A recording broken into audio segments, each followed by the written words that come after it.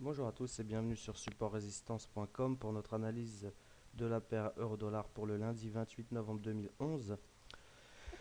Jeudi soir, on avait donc proposé de shorter le rebond à 1,33 sur la zone 1,3350 où on était pendant Tokyo, donc pour ceux qui étaient présents sur Tokyo, ou alors de shorter sous la zone des 1,3320 à 1,3325 à la rupture du dernier plus bas ici en 1 heure, qui devrait qui aurait dû nous libérer un potentiel baissier.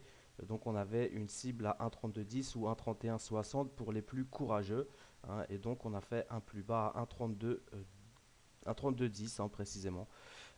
Donc nos cibles ont bien été atteintes et les niveaux de résistance proposés bien respectés. Donc une belle journée ce vendredi. Pour demain, alors le marché m'a pris de court, hein, puisque j'allais vous dire, on approche d'une zone de support importante, hein, en journalier. Alors, comme vous le savez, pour moi, une zone de support, tant qu'elle n'est pas cassée, reste potentiellement un support, et donc les probabilités euh, s'inversent ou tout au moins s'annulent, au moins temporairement, tant que cette zone n'est pas cassée, hein. Donc, pour que un support pour prendre des positions baissières sous un support, il faudrait que ce support casse et qu'il soit ensuite retesté en tant que résistance. Tant que nous sommes au-dessus, nous avons vraiment des probabilités de réaction à la hausse au niveau de l'approche d'un support, hein. Et donc, voilà ce qui s'est produit, hein. On voit que on a fermé à 1,3250, on a ouvert à 1,3325.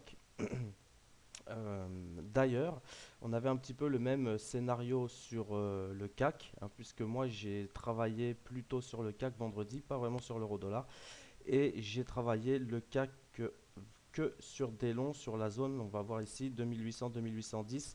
On avait vraiment des positions longues intéressantes à prendre sur la journée de vendredi sur le CAC.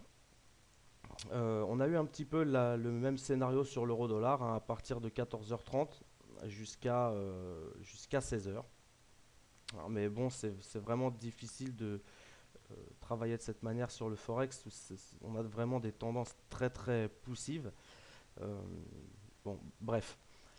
Pour demain, là on a ouvert sur un niveau de résistance. On voit que on a donc l'ancien plus bas à 33,20 qui a été cassé, hein. On a ouvert sur ces prix et pour le moment, ces prix contiennent bien les assauts haussiers, hein, si on peut appeler ça comme ça, les assauts haussiers de ce week-end. Tant qu'on reste sous cette zone, on est toujours dans une dynamique, hein, baissière en 1 heure et on a même sur les prix actuels un point d'entrée short intéressant pour poursuivre le mouvement baissier euh, vers les mêmes cibles que vendredi, hein, d'ailleurs, hein, un 32,50, un 32,10 et un 31,60, hein, les derniers plus bas. Si on revient à travailler au-dessus de la zone des 1,3330, attention, on a une zone ici 1,3350, 1,3450. Hein, on voit qu'il risque d'être un petit peu compliqué à travailler. Éventuellement, un passage au-dessus de 1,3330 pourrait nous amener à relier les derniers plus hauts à 1,3395 puis à 34,40, hein, comme cible, hein, si on veut travailler long sur le marché. Personnellement, si on revient à passer au-dessus de la zone des 1,3330, je privilégie l'attente plutôt pour voir ce qui va se passer au niveau des 1,34 ou des 1,3450. Si on maintient le prix sous la zone des 1,3330 ici, euh, et qu'on a une dynamique baissière qui s'y engage, on pourra continuer à travailler short sur le marché. Donc pour le moment, pas vraiment d'indication, étant donné qu'on a vraiment là un gap, un trou de cotation assez énorme qui devrait être comblé assez rapidement, je pense, dans la journée de demain, voire cette nuit. Donc c'est un petit peu difficile de faire une analyse solide sur ces bases, mais on a nos niveaux de support résistance. Attention, on ne veut pas se battre contre le support à moyen terme à 1,3150. Là, on a une zone 1,3150, 1,32, hein, qui est 1,3150, 1,3250 même, qui est un petit peu délicate à travailler. Donc, on va privilégier plutôt les shorts sur le rebond, hein, sur les prix actuels, sur la résistance. Si la résistance casse, on attendra plutôt les 1,34, 1,3450 pour voir les réactions et éventuellement shorter. Euh, Mais vraiment, si soit on attaque sur les rebonds hein, ici, ou, ou soit on attend, puisque là on a une zone, même si on vient à casser les derniers plus bas à 1,3210, on a un support qui est pas loin à 31,50, donc attention, ça risque d'être une zone un petit peu compliquée, un 31,50, un 32,50, comme je viens de vous le dire. Donc voilà, hein, là on est sur des niveaux de support en journalier, attention.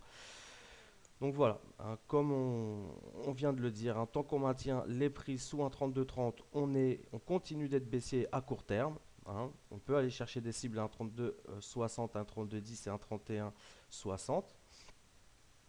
Les derniers plus bas en journalier, on essaiera enfin, on ne veut pas se battre contre le dernier plus bas à un 31,50. Si on revient au-dessus de la zone des 1,3230, alors on a des chances d'aller chercher un 33,95. Les plus audacieux peuvent engager à la limite des positions longues vers un 33,90 et un 34,40, hein. Ou sinon, bah, pour ceux qui sont vraiment short et qui veulent rester dans la tendance, on attend plutôt et on analyse le price action déjà au niveau des 1,34. Si ça passe sans broncher, on attendra 1,3450 alors pour euh, voir si on a des signaux de retournement sur ces niveaux. Hein, pour le moment, on est dans une dynamique de correction, donc on fait attention et surtout, on est dans une dynamique de correction du mouvement baissier et surtout euh, à l'approche d'un support moyen terme. Donc vraiment une zone très délicate, on va faire attention, hein. On privilégie vraiment les shorts sur les rebonds et surtout on ne va pas s'entêter si on voit que le marché cherche à corriger, hein.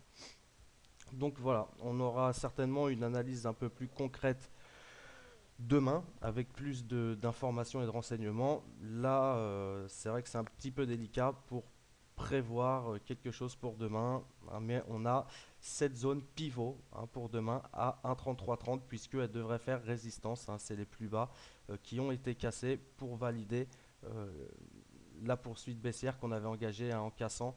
Ici, on voit, on avait une zone à 1,3450.